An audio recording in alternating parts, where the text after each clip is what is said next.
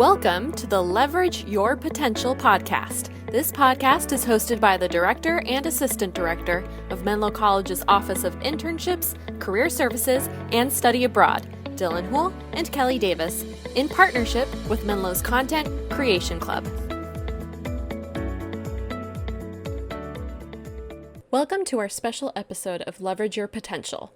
We would like to welcome Menlo's students, faculty, and staff to the start of the fully online fall semester. Today's bonus episode features a conversation with President Stephen Weiner, recorded on May 22, 2020. While much has changed in the last 3.5 months, his story hasn't, and neither has his optimism for the semester ahead. Without further ado, we hope you enjoy this special episode. Hello, everyone. Welcome to another episode of Menlo College's Leverage Your Potential. I am your host, Dylan Houle, Director of Internships, Career Services, and Study Abroad. And I'm here with my co-host, Kelly Davis. Hello, everyone. I'm back, the Assistant Director of Career Services and Study Abroad. And today we're joined by none other than President of Menlo College, Stephen Weiner. Hi, Stephen. Good morning. How are you both? Doing well, thank you. So today we're going to be discussing with President Weiner his career path up to Menlo College, his vision for Menlo College for the future, and some fun facts about his life and the college and wherever the conversation meanders from there. So Stephen, I'd like to start with just you introducing yourself, your role here at Menlo College from when you first joined in 2013 to today. Thank you, Dylan. Thank you, Kelly. As you just said, Dylan, I joined now 7.5 years ago. I came to Menlo in a role that was called Executive Vice President. It was a new role at the time. I think I was the one and only Executive Vice President for Menlo College. It was short-lived. I filled that role for 4 years. It was a role that was created to combine what in more traditional structures would be both a Chief Operating Officer, a COO, and a Chief Financial Officer, CFO. I was in that role for 4 years before I was tapped to serve as president, which I've done now for the past 3 years and have enjoyed immensely, even if part of that time has been in the midst of a pandemic, which was nowhere in my job description, I'll tell you. Was it at anyone's? No. Well, maybe someone at CDC or FEMA, but surely not in anyone's presidency job description. For sure. Well, Stephen, now we're going to take it back a little bit, and since we're going to be talking about where your career started, we want to look at your bachelor's degree, which was in botany. Sort of a little surprise there, given your career trajectory after that. Do you want to tell us a little bit about what your career goals were at the time? Why did you choose botany? Yeah, it seems like ancient history. I grew up in Chicago. If you know the city, it is renowned for its extensive park system. It actually has one of the world's most extensive park and boulevard structures. You can ride on horseback back in the days when and that was a common feature, from one end of the city all the way to the other, and a lot of that traverses lakefront property. It's a truly beautifully laid out city. In the 4 weeks a year you can actually enjoy it because the weather supports it. But the parks were very much part of my experience as a child and very formative. So even though I grew up in the city in a very urban environment, I came to enjoy what parks brought to one's life. And one of the main architects of the park system was a man by the name of Frederick Law Olmsted. Frederick Law Olmsted designed the landscape of much of the park system in Chicago. He also did the landscaping for the University of Chicago campus, and out here on the West Coast, Stanford campus. So I thought, hey, I like education, I like landscaping. I can design the landscape for the next version of either Stanford or the University of Chicago. That didn't come to pass, although I'm pleased to say I'm now the president of a college that does have quite beautiful landscaping, but I don't claim much of the credit for that. That's a fun fact about Chicago, being able to ride a horse all the way through the city. And Yeah. it reminds me of the original designs for San Francisco's Golden Gate Park. Mm. They had envisioned that park to cut through the whole city, and you can see where the effort died out in the Panhandle somewhere around Haight Street. Right. Well, that's a wonderful reference. Now take it to Chicago. They didn't let that die out. So the Panhandle in Chicago continues, and Chicago is a big city. So it's truly an extraordinary feat. Well, that's a fun fact. So after you earned your BS in botany, you went directly into the MBA program at the University of Chicago. And a lot of our students here at Menlo College consider going to graduate school. You know, they get some advice that it's worth doing right after your undergraduate years, some advice that it's worth getting some work experience first. What motivated you to head right into your MBA after you earned your bachelor's?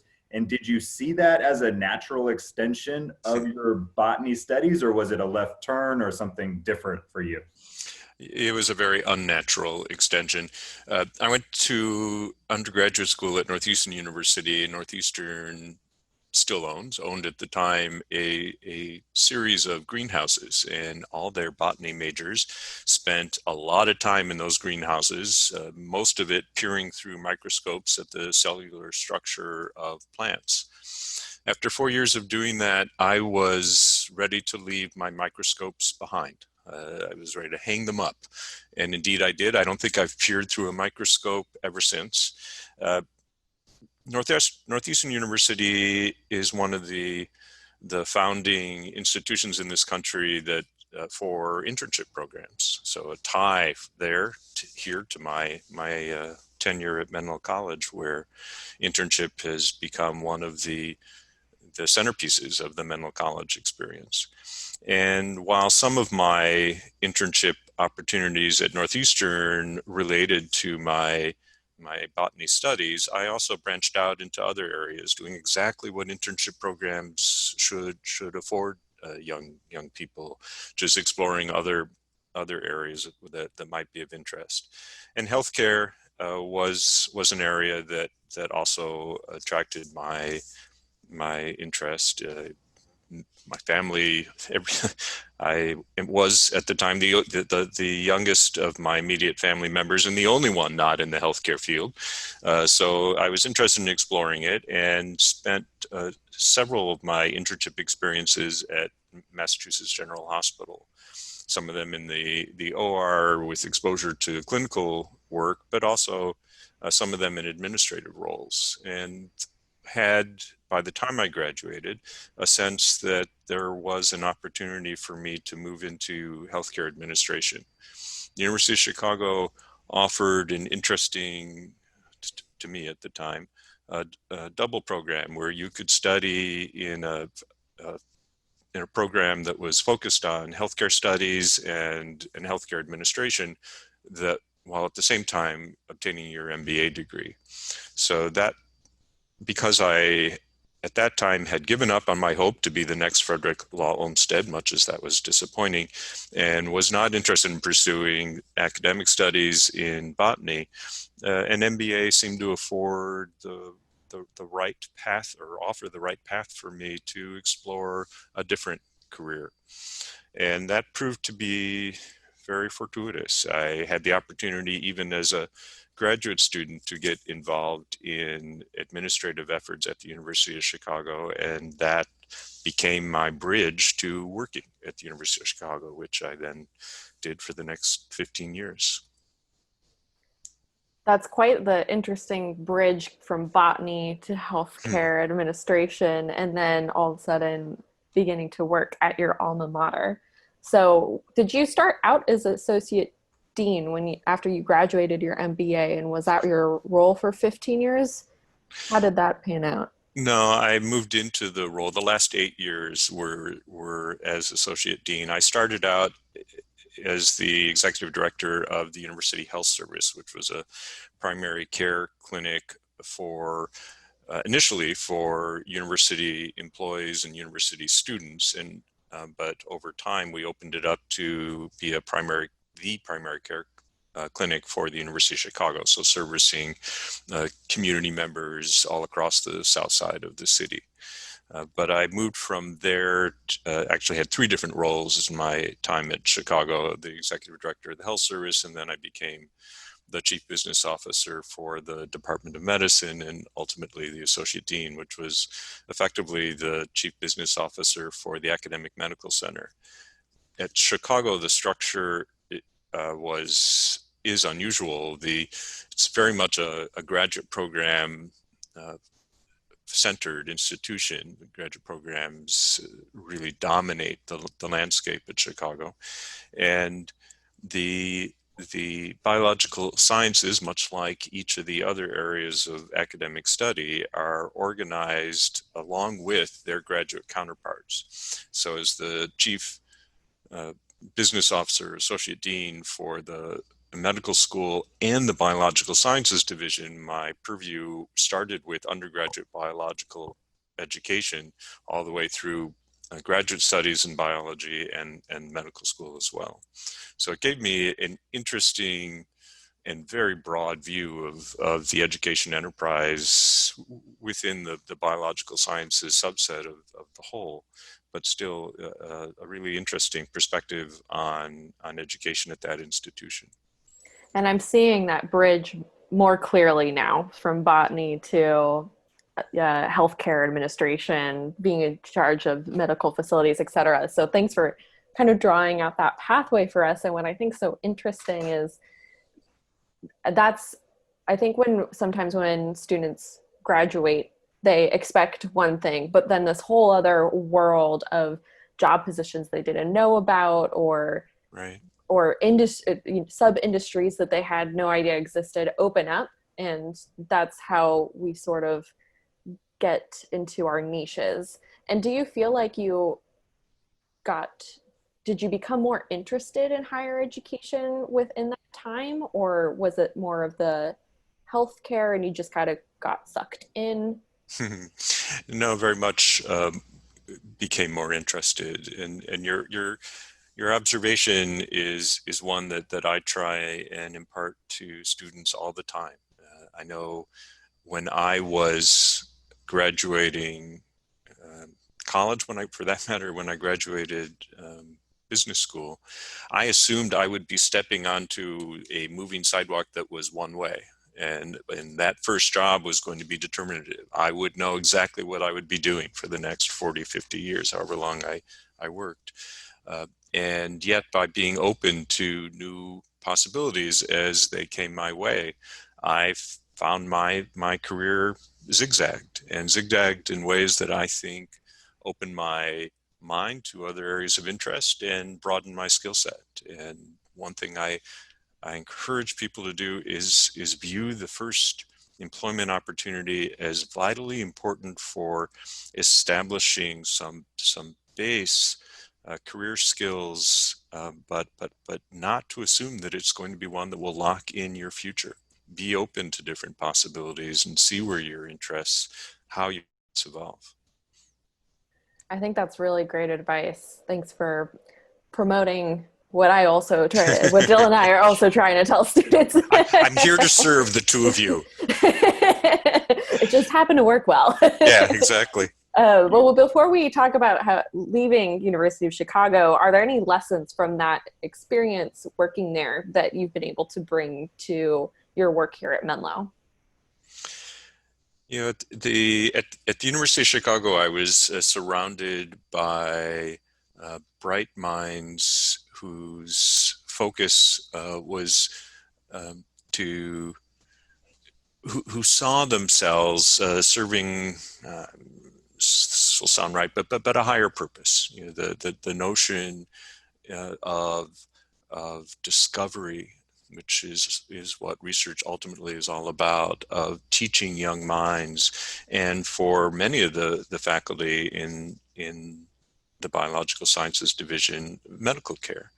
That was seen as a vital aspect of of our society, and yet helping those people find ways in which to contribute and yet attend to some of the important aspects, whether it's how to bill, whether it's how to avoid malpractice, whether it's how to provide assurance that learning outcomes are in fact realized, is not something that is part of their training. And to help people who see themselves on a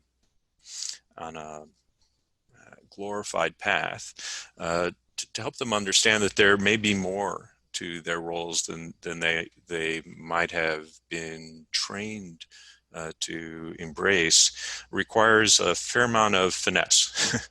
and I appreciated, I think what I learned to do was how to navigate those relationships to ensure my personal credibility and demonstrate my personal credibility in a way that allowed progress to be made by both of us. So, avoid confrontation, but seek an outcome that is really productive for everyone involved. And I think that's what enabled my tenure there for so long, is I was able to establish relationships that were mutually respectful, and yet that furthered what we were all about. The other aspect, because I had so much exposure to the education process from the undergraduate level, again through professional school and also through graduate school in biological sciences, appreciating the career progression, and as we talked before, the sometimes zigzag path that careers and interests can drive, was also really important. It reaffirmed my own life experience, and in a sense gave me some comfort that I wasn't abnormal, that I was following a path that may be more common than many young people assume. Yeah, there's a couple things that you said there that resonated with me. When I was a English teacher right after undergraduate, I taught middle school and high school English, and one of the not misconceptions, but one of the assumptions I had was that I was just going to be talking about my favorite books, and we were going to be, analyzing metaphors and themes. But what I didn't realize is that 60-70% of the job was actually classroom management and getting students, in their seats, quiet, paying attention, and all the strategies they're in. So your point about, what you're trained to do and then what the job actually is a really good observation, I think, about higher education, because that I was trained to teach English, but what I wasn't prepared to do was manage a classroom of 30 11-year-olds. So yeah, and you can really generalize that. We here at Menlo, we teach concepts, we teach practical skill acquisition, but we can't teach the life experience you get when you're actually in the roles. Again, come back to our internship program. That's why that's such a vital part of our education, but it's limited. It's limited in time, it's limited in duration, because that's part of the 4-year experience. But the job experience you get is should be, for all of us, eye-opening, because we weren't necessarily trained for all that we're going to encounter. Refer back here to pandemic. Indeed. And you mentioned zigzags and careers taking zigzags. And I think one of the primary reasons we started this podcast was so that people could share their career journeys and students could learn that what you major in isn't necessarily what you will do, and what you intern at in undergraduate years won't necessarily be the career path that you follow. And I have a zigzag path. Kelly Davis has a zigzag path, and almost everyone we've spoken to does. So let's talk a little bit about your next zag.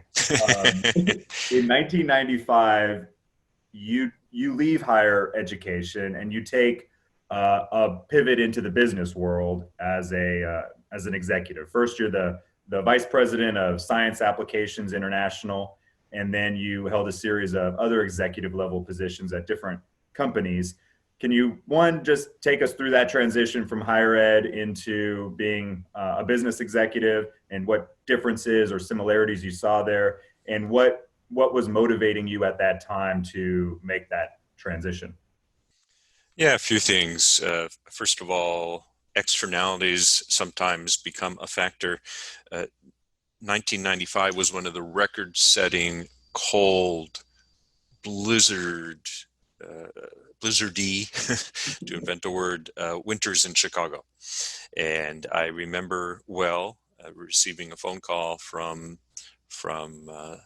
a friend of a friend who worked for Science Applications International Corporation, asking me if I might be interested in exploring a job. And I had a first floor office. I looked out the window during the course of the conversation, realized I could not see out the window because the snowdrift had completely covered the glass. And I thought, explore a job in California? Yeah, maybe.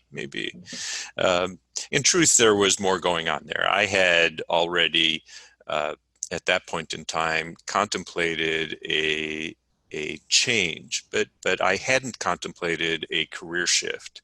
I had been at the University of Chicago, as we've talked, for 15 years. I felt like I had achieved a level of success that was personally extraordinarily rewarding. I saw a possibility that I would be there for the next 40 years, and I wasn't sure that that was what I wanted with my life. I wanted to see if I could have a degree of success in other institutions, and my expectation was that if I was going to make a change, it would be to another educational institution and probably another academic medical center. And in fact, I was looking at the time pretty closely at a job at UCSF and another one at UCLA. But the friend of a friend called, and it was intriguing to me because she was describing a role that played to some of my strengths or some of the experience I had, and yet represented such a leap on her part to assume that I might possibly be successful in the role, and it would require a leap on my part because of the gamble that I might or might not achieve success with something in an area where I did not have the experience. And the role that she was describing was leading a consulting group in a new practice that this company, SAIC, was launching. And it was in the commercial healthcare area. SAIC as a company had extensive experience with government health and the VA system in particular, and wanted to make the shift to commercial health. And they landed the first contract they went after, which was with Kaiser Permanente. So it's the old story of putting the fishing pole in the ocean and getting a whale. And to their credit, they very quickly learned that leveraging their experience in the government world to a non-government healthcare provider provided limited applicability, and they needed people who could navigate outside of government healthcare systems. And so they reached out to me to lead this practice, and ultimately I clearly decided to make that leap, and did that for 5 years at a very large company, some 70,000 employees at the time around the world. Our practice was much smaller than that here in Northern California, but the company was quite large.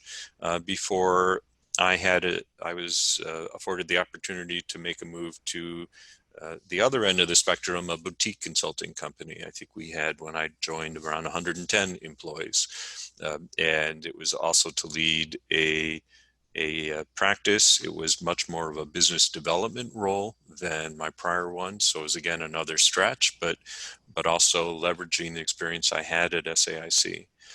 Did that for another 5 years. So I had 10 years in consulting world, and am very glad I had that experience and the opportunity to have played a leadership role in the for-profit world has been very useful in my current role here at Menlo College, where so many of our students, 90% of them, are majoring in some aspect of business.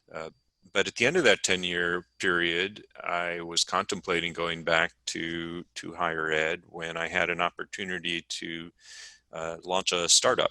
And hey, I was in Northern California. Everybody does a startup, right? And with three friends at the time, all of whom were in similar professional areas, and it was specifically around electronic health records, we decided to launch a company. Long story short, we had an 8-year roller coaster ride, as all startups experience, some of them in much shorter periods of time, but we had an 8-year run before we were able to sell the company. And that allowed me to take a pause and say, now what do I want to do with my life? And even though I had enjoyed many aspects of the experience that I had in the for-profit world and with the startup, my heart was clearly back in higher ed, and I decided to make a bookend of my career, in effect, and return to higher ed after an 18-year absence. I hadn't expected that my return to higher ed would lead to the role of president of a small college. In fact, I had very clearly set my sights on roles within academic medical centers, and I called up a recruiter I knew and said, check out UCSF, check out Stanford, check out Davis, find me a role. I want to stay in Northern California, but I want to go back into education, and I think my route to that is through an academic medical center. And the recruiter said, well, I don't have anything that fits you at those places at the moment, but I do at this small college called Menlo College. I was up in Northern California at the time, the north part of the Bay, Sonoma County, and didn't know anything about Menlo College. And what I was able to learn, I called her back and I said, that won't be a fit. It's no graduate programs. It's so small. She is more insightful than I, though. She said, you haven't been interviewing for 18 years, which is true, because I had one job had led to another. She said, you're rusty. Just try it out. Get some experience. And besides, there may be aspects of Menlo that will resonate with you.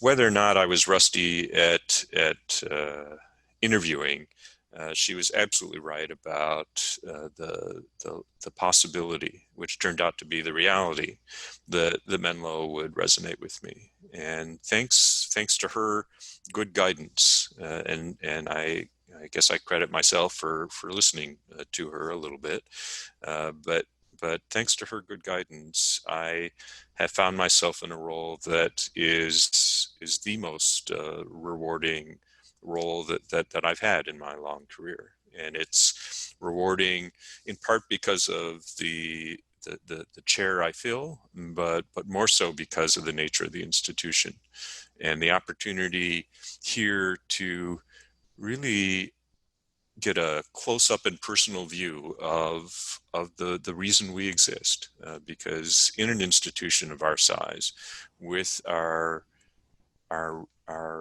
incredibly strong culture of direct engagement with students, the high touch, I have the opportunity to interact with students here that I surely didn't have in my 15-year career at University of Chicago, and of course had left higher ed for that long period. And while I dealt with clients, it's not the same as dealing with students, with seeing young minds develop, people begin to understand what their strengths are, what their interests are, and what their potential is. That's something that's incredibly rewarding, and I've had that here at Menlo.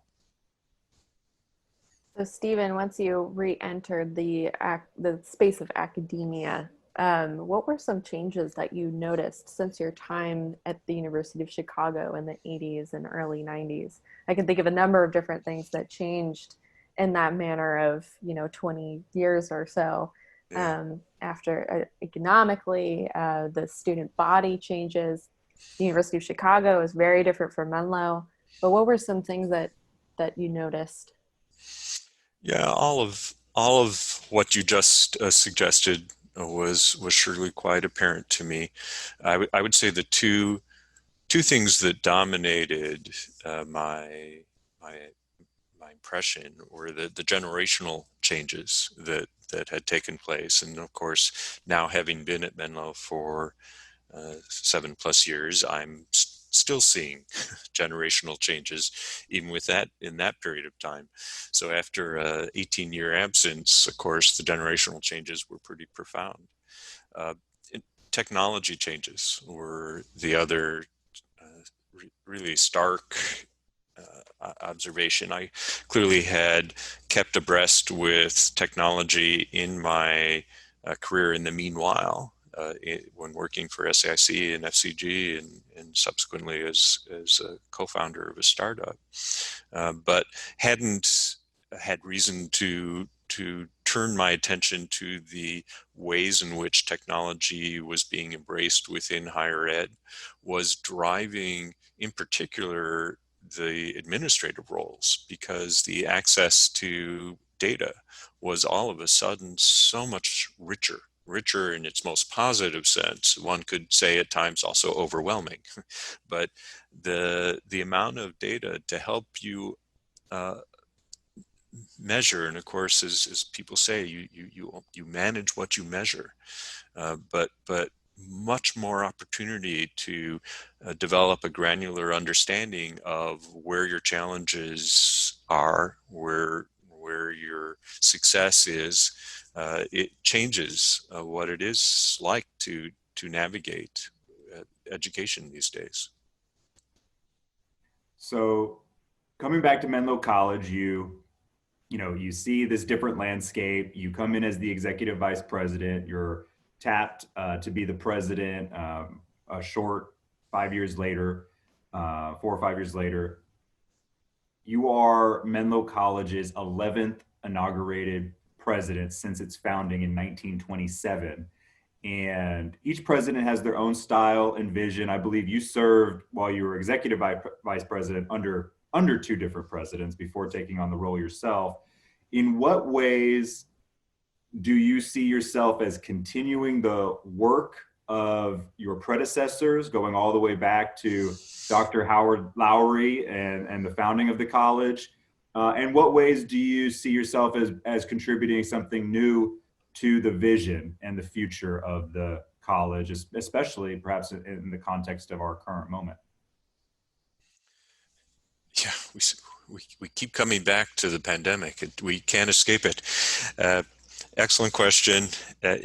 As I've read the history of Menlo College from its founding now 93 years ago, Menlo was founded as a high-touch institution, the phrase I used earlier. It saw the founders saw an opportunity to establish an institution that would be intentionally small, intentionally high touch, to influence lives in ways that larger institutions can't, just because of scale. And that has been a constant theme in the subsequent 97, almost 100 years, 93, almost 100 years. I'm getting ahead of myself. And I was attracted to the opportunity to serve as president in large part because that is such a strong element of Menlo College. In terms of what I bring, I think there is a push and pull when people get promoted from within. The opportunity to leverage the experience and insights you gain within an institution are so valuable, and yet at the same time, experience from the outside adds value as well. That push and pull, now to go back to an earlier question that you posed, was one of the factors in my mind when I thought about whether or not I should change jobs after 15 years at the University of Chicago, where I saw that I was much more successful in each of the roles that I had there than maybe I otherwise would have been, because I had building blocks, and I put those building blocks in place. In the last 8 years as associate dean, played very directly off of the experiences I'd had in my prior roles at the University of Chicago. And I believed I was able to contribute more as associate dean because of that prior experience. And yet I recognize that at some point I might prove to contribute yet more at another institution by bringing my experience from Chicago elsewhere. And that same push-pull applied here. I think I have been able to contribute more as president because of the prior 4-year experience, because I had at that point in time almost an intuitive understanding of the core ethos of this place. I saw a lot of, in terms of where the opportunities were. I think what I've been able to contribute so far has been to exploit in the positive sense of the word, those opportunities. I was able to hit the ground running. I had a good understanding of where we could pivot, and we have pivoted in I think important ways for our future. We've added new academic programs. We've bolstered the internship program, which I referred to before as such a key aspect. We promoted career services in a way that had not previously been focused on here, which is, kudos to the two of you for then picking that up and running with it in ways I may never have envisioned. More broadly, we built the academics, what we broadly call the Academic Success Center, which, kudos to Angela Schmida for her leadership of that. But she and I shared a vision that, particularly for Menlo College and for the state of education as it exists in the early 21st century, a broadly focused academic success program was essential to the ultimate success of our students. And that program has flourished, and today is several times larger than it was when I joined Menlo.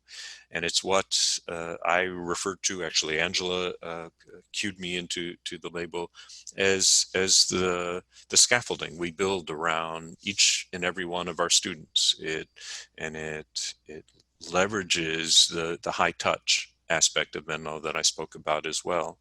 And the notion of scaffolding is one I embrace so much, because scaffolding at some point in time goes away and the building stands. And when you build scaffolding around people, you're helping them grow and mature. And then at some point you step back and they take that structure you've helped them build, those skills, those insights into their own talents, and they run with it. And that's an incredibly important aspect of what we're doing. Another important area for us has been our athletics programs. The athletics has been an important part of Menlo for all of its history, and yet we've been able, and kudos to Keith Spataro for realizing for having this vision and realizing this vision. But we've been able together to bring Menlo athletics to a level that has never been seen at Menlo College before. 2 years ago, we had the best single year in the history of Menlo College in our athletics program, and this year that just ended, we were on track to have an even better year before the season was aborted because of the pandemic. Uh, Athletics is something for a school like ours that I see as vitally important. I think it's important because of the skills it develops, particularly leadership skills, time management, motivation, collaboration, but also because it affords recognition that a college of 900 students on its own struggles to get. The fact that we had four conference championships this year, and we're on track to double that by the end of the year, was garnering a lot of attention for Menlo College. We are and will again punch above our weight class. That brings notoriety in a wonderful sense, and also helps us attract students and engage campus community, campus morale in a very positive way. So winning is great fun, but seeing an athletic program that can help our students grow and mature in other ways is a key part of that. Stephen, I really loved in particular this metaphor of scaffolding that is really powerful, and I I think that's such a great way to kind of envision and have at the core and crux of anything that we move forward on here at Menlo. I'm going to start thinking of that for myself. Yeah.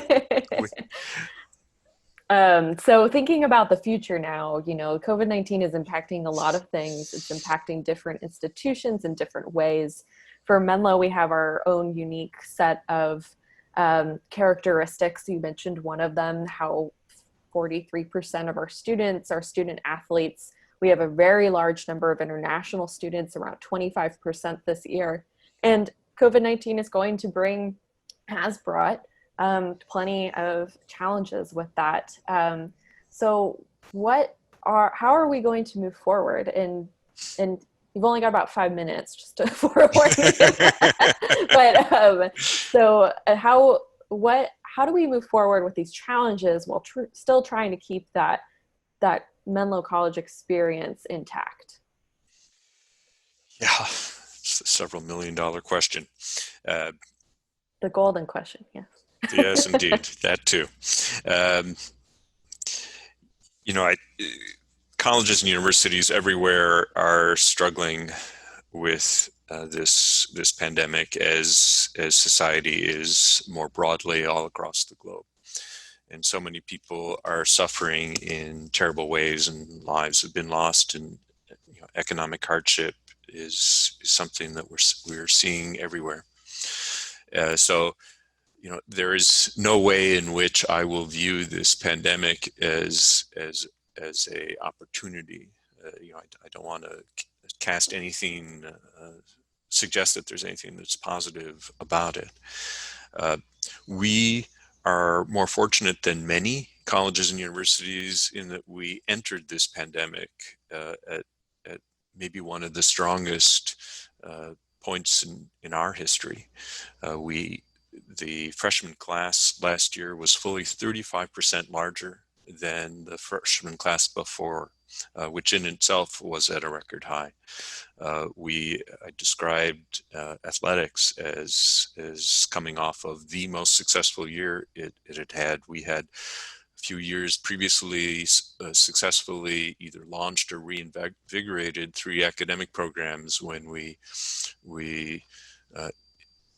reintroduced real estate, strengthened sports management, and launched entrepreneurship here at Menlo College. And those 3 very quickly established a track record of success, and even today I think are positioned to be extraordinarily important in the future of Menlo College because of the student interest they can attract, and because of the career opportunities they can open up for students who pursue those 3 programs. So many colleges, particularly small colleges, have been struggling in recent years, and this pandemic will be tough for them to navigate. It's tough for us to navigate, but we're able to leverage that point of strength. And in particular, and I, kudos to our trustees for this. They have not lost their confidence in Menlo College. And when we entered this pandemic and saw the financial and programmatic havoc it was going to wreak on us, while many other boards reacted initially by saying, you have to cut. And as we've seen, there have been wide-scale layoffs and programmatic retrenchment at colleges and universities of all sizes everywhere. Our board did not say that. Our board said, we need to protect this college because it has been on a trajectory that is one we accept will be tempered somewhat, but we want to be in a position to continue that trajectory when we come through this. And they back that up with financial commitments, with the willingness to deploy the unfortunately somewhat limited resources we have in the form of our endowment.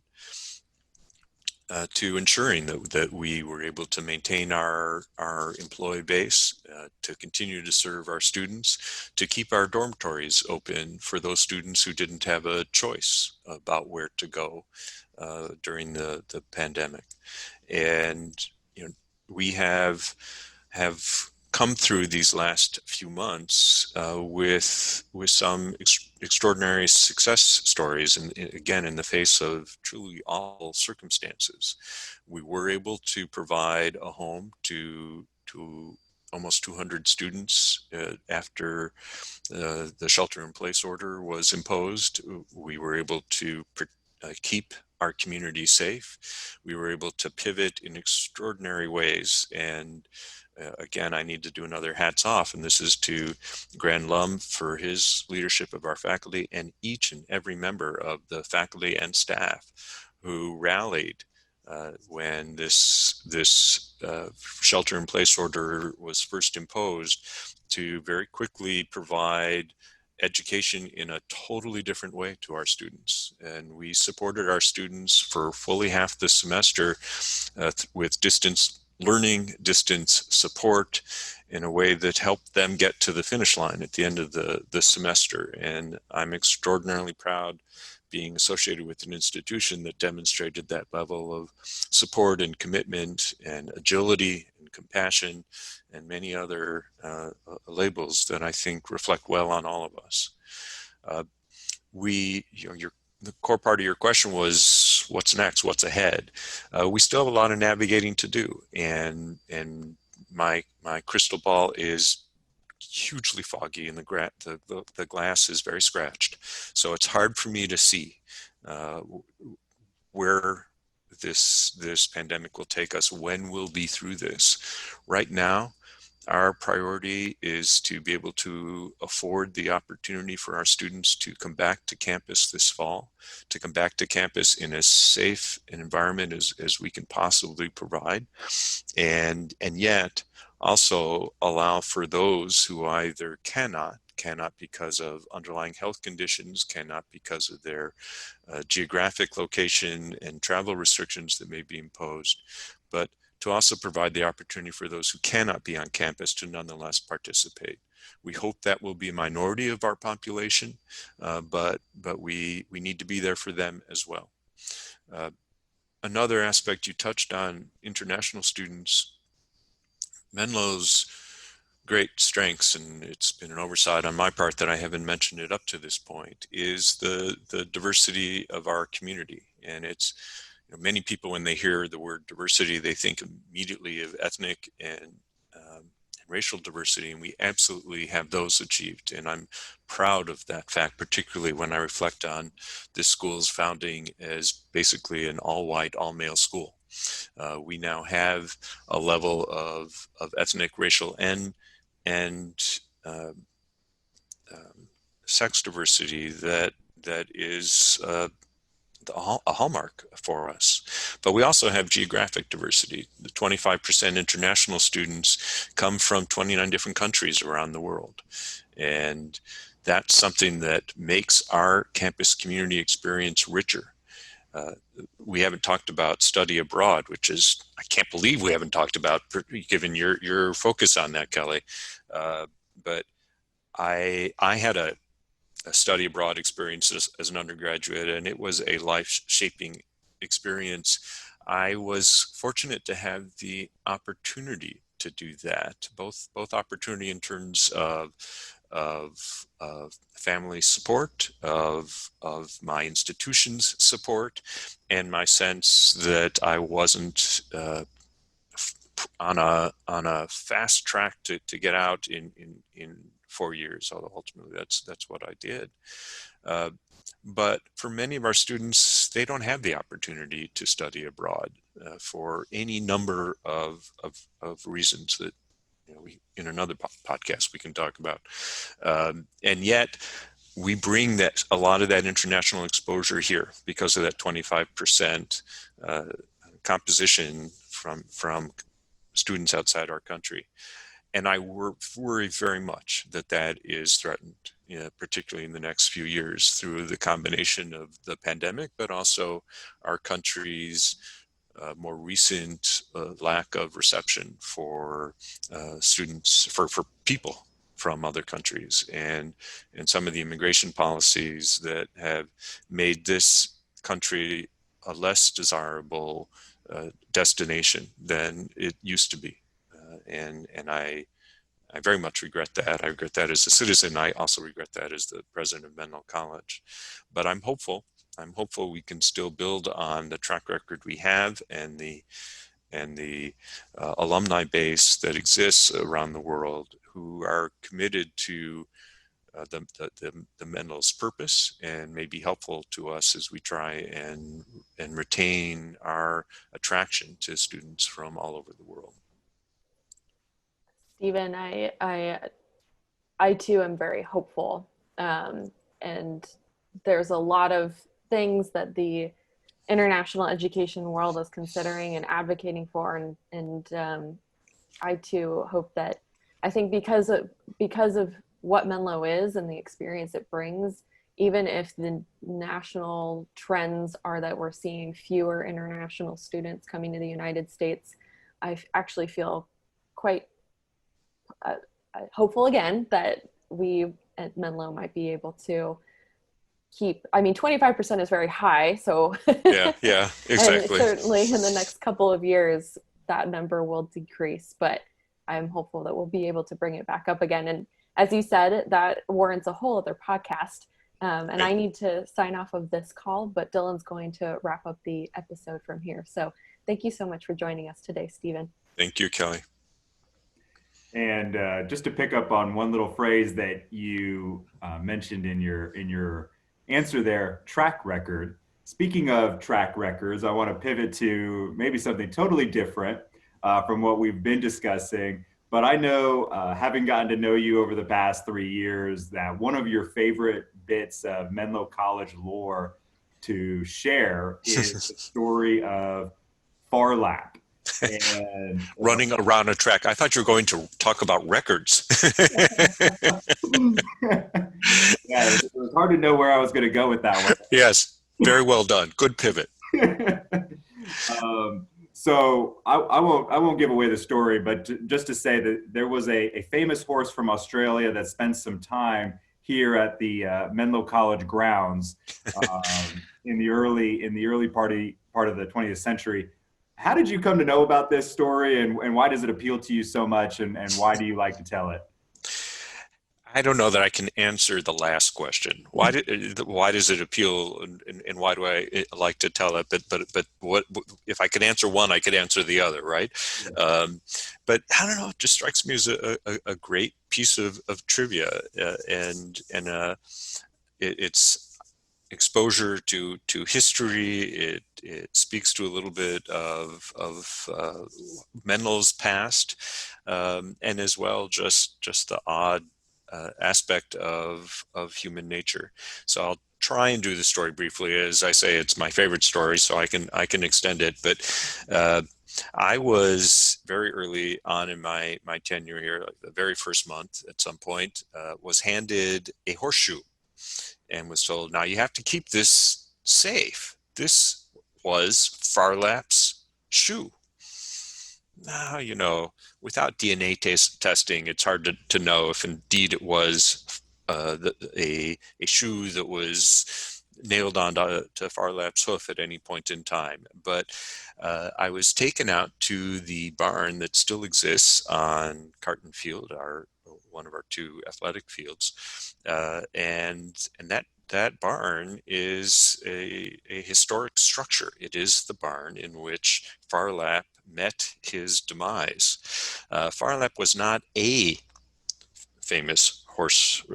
He was the most famous horse in the late 20s and early 30s, and he was he was from Australia, but was on a world tour. Was exhibited at a race in Mexico, but on his way back to Australia, his owners decided to spend time with the people who at the time had their estate at what is now Carton Field. This was prior to Menlo was already founded, had been in existence for around 3 years at that point in time, but Menlo was founded on our main campus initially, and only subsequently acquired what is now Carton Field. At the time, Carton Field was a privately owned horse estate, and Phar Lap and his owners arrived. Phar Lap went to bed, as it were, in the barn, and his owners went to bed in the manor house. And the next morning, the owners went out there, and Phar Lap was dead. And at the time, arsenic was used commonly as a medication for horses, but Phar Lap very clearly died from an overdose of arsenic, and it was believed that at first that was intentional, that someone who was jealous of Phar Lap's success decided to take him out of the competition in the ultimate manner.